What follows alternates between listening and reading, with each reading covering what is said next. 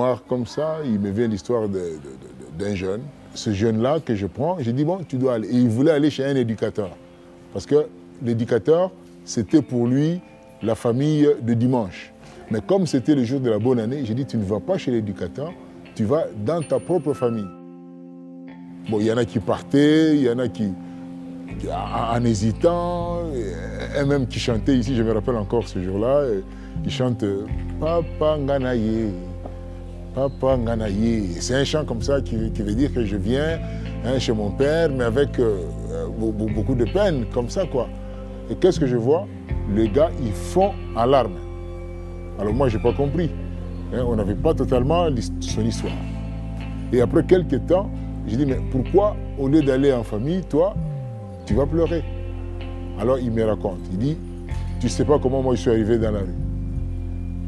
Je suis arrivé dans la rue, c'était mes parents, à cause de ce qu'on a qualifié ici de sorcellerie, qui m'ont livré, j'allais dire, aux passants. Et pour les passants, c'était un enfant à mettre à mort. Et pour le mettre à mort, on utilisait les supplices du collier. En fait, on prend le pneu, on va te mettre le pneu au cou et on met le feu.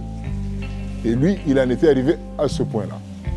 Il ne restait plus qu'à ce qu'on puisse seulement mettre le feu. Ça, c'est l'image que l'enfant a gardée, ou le jeune a gardé de sa famille. Et c'est à partir de là qu'il a fait son parcours jusqu'à entrer chez nous.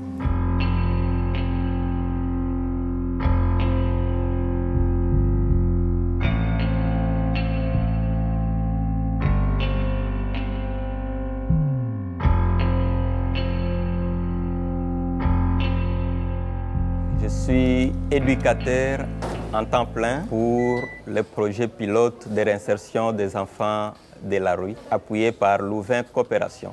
Leur père existe il y a 35 ans déjà écoulés.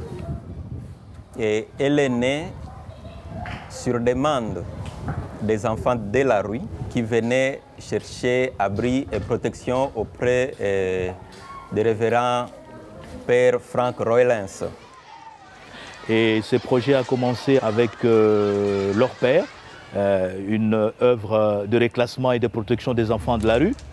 Et c'est ce projet qui est en train de s'étendre au niveau de deux autres structures de la ville de Kinshasa, s'occupant aussi des enfants en situation de rue.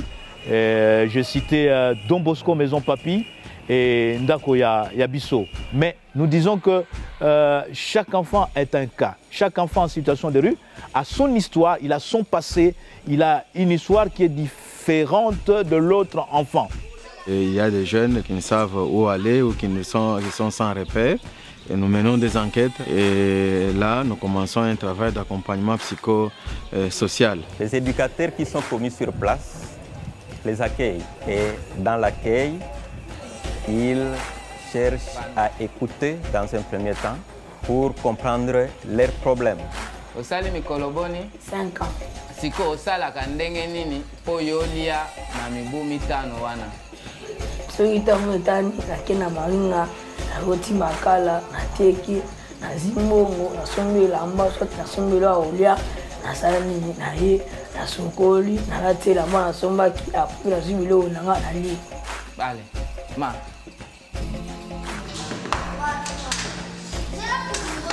Un enfant de la rue, c'est en fait qu'on appelle par les communs des mortels ici à Kinshasa Chégué. C'est un enfant qui a perdu contact avec sa famille. Il passe des nuits entières dans des endroits publics. Ici, je vois les stades, je vois les marchés, je vois les gares, tous ces endroits. Il commence à passer nuit. Il sillonne les différentes rues pour mendier, juste pour sa survie. Les filles se prostituent pour avoir un peu de l'argent. Et toutes ces situations entraînent des traumatismes, des stress. Et souvent, c'est dans ces états que ces enfants viennent vers nos centres. Soir, nazaka na ndako. Tangu mama kufi ba ndeko ba wanga na biso ba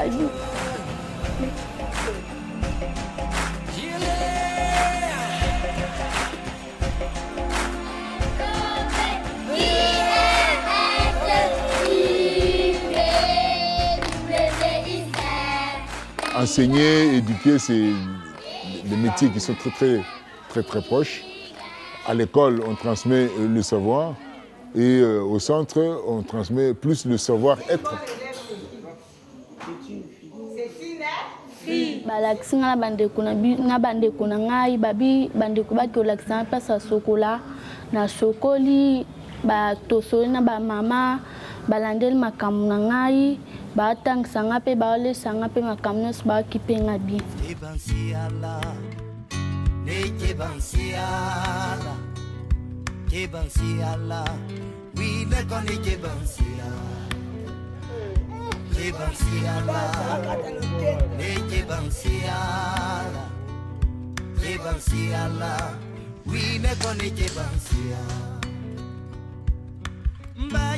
Il y a tout un service des enquêtes qui travaille directement avec les familles.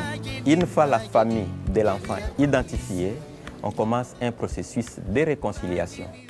Ici, nous allons visiter une famille où leur père a réunifié un enfant. Bonjour, maman Léona. Christian. Ça va? Pendant que les enfants, après avoir été écoutés au centre, notre rôle est de chercher leur famille.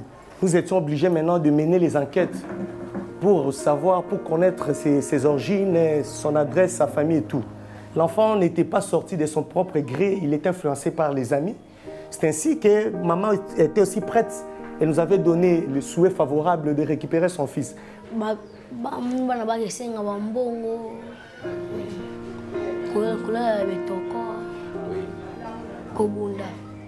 Comme l'enfant s'était d'accord de rentrer à la maison, c'est ainsi que nous avons fait maintenant la réunification ensemble avec l'enfant.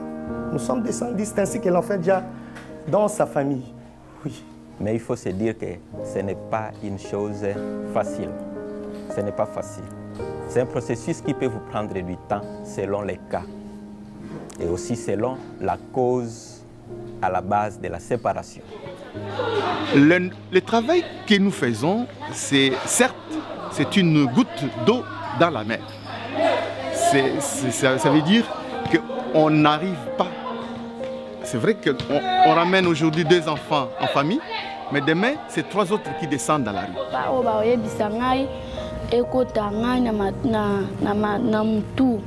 Pona na ba pe un jour na kokenda pe place mususu pe na kosala ka place mususu mais na robosa na rabino te na bolam o bosalela nga po botangisi nga bokolisi ngai. Parce que je crois que même en Europe, les enfants ils sont toujours pris en charge, même s'ils ne sont pas dans la rue, s'il n'y a pas d'enfants des rues, mais ils ont d'autres types, n'est-ce pas, de difficultés pour lesquelles on doit pouvoir toujours s'en occuper. L'enfant, il est un être fragile, un être vulnérable. Et il faut lui garantir sa vie. Il n'a pas demandé de naître. Et comme il n'a pas demandé de naître, il faut lui assurer aussi le temps de prendre son autonomie et de prendre l'élan dans la vie.